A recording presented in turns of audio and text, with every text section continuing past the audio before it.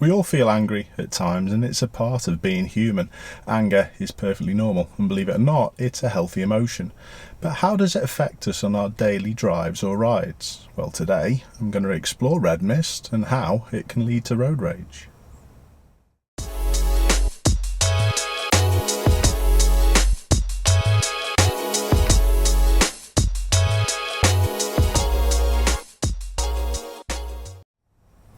Anger can be useful, as it helps us sometimes identify things that are hurting us. It can also motivate us to create change to a more positive behaviour, but this rarely happens on the roads. The burst of energy anger gives is usually used for reprimand instead of anything positive.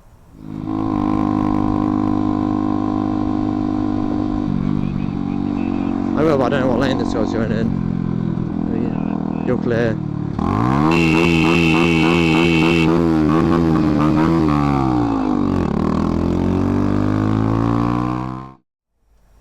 Anger is controlled by most people without having a big impact on their lives. However, there are always exceptions. When people get rolling, they often transform into something unrecognisable. So, my task today is to help everyone to try and stop these red mist incidents happening, and more importantly, stopping them getting out of control.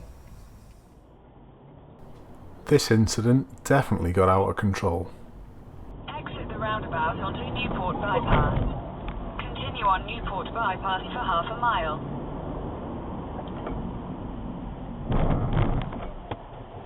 What are you doing?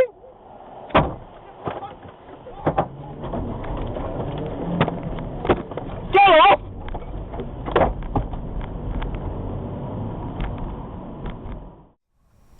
I've had to work hard at controlling my own anger at times over the years. My natural instinct is to challenge unjust behaviour, but on the road it never goes well. Recognising the feelings of anger is key to controlling it. You may feel your heart is beating a little faster, you may even have sweaty palms, or even experience trembling and shaking. But there are more subtle signs like clenching of teeth or gripping the wheel, which can often be more difficult to spot. I actually learnt one of my tells from some of my viewers' comments on one of my videos, well, a few of my videos. Have a look at this clip, which is probably my most well known of all time, and I'll point out what I do. This is on. Through. Yeah. Okay. Just slow.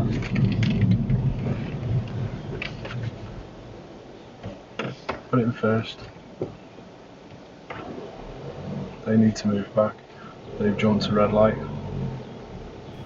What I actually look out for is my cough that's coming up in a moment. And that's when I know the tensions are rising and I've got to keep my calm. Move forward.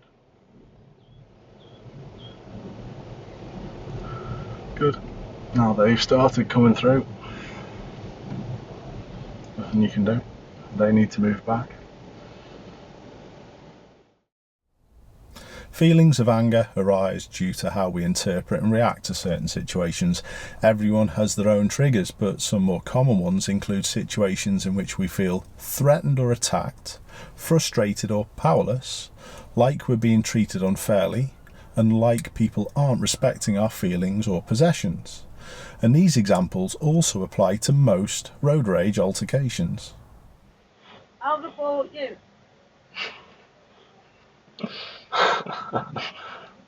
Well done, Auntie. They're absolutely off their heads. I felt threatened in the clip that I just showed. You may have also seen my "Now I'm in a right mood for a punch-up" video. Some people were angry and aggressive towards a driver who had parked outside their house because they deemed that parking space to be in their possession.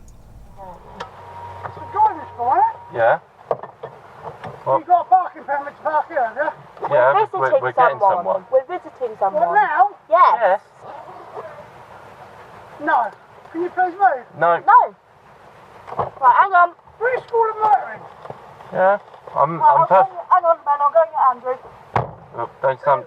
Can Andrew then? No, she's not saying it as a threat. You're actually getting the permit. For me though, most road rage situations happen because people feel like they've been treated unfairly. This is mostly down to someone else getting in front. For example, my favourite, merge in turn situations, which cause many problems. And this is how it usually starts. Some person gets aggrieved that other people are going past and then decides to go and block a free-flowing lane. It wouldn't have bothered my viewer who sent in this clip because his temperament is exceptional.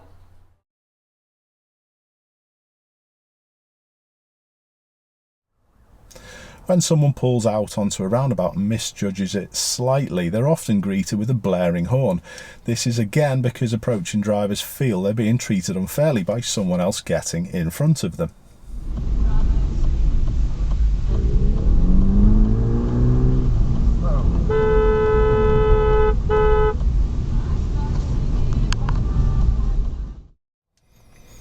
What is your trigger that makes you angry? If you've just answered, you're already on your way to stopping that red mist from happening.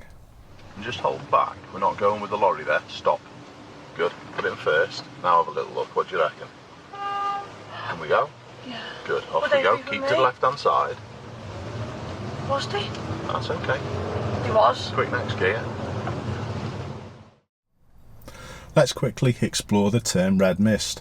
Red is obviously the anger, and mist describes the clouding of judgment. When this happens, you don't act rationally and you have little awareness of your surroundings. You're also less able to be realistically assessing risk while driving. So what can we do to manage our anger? Well, I've already talked about looking out for your own warning signs, but when you spot them, you need to concentrate on your driving rather than the potential incident. Try talking yourself through what you are going to do with your car. Do this constantly and out loud, as it stops you engaging with any other third party. It also keeps you focused. Buying yourself some time and going a different route, or even stopping for a bit, can also be successful at stopping anger.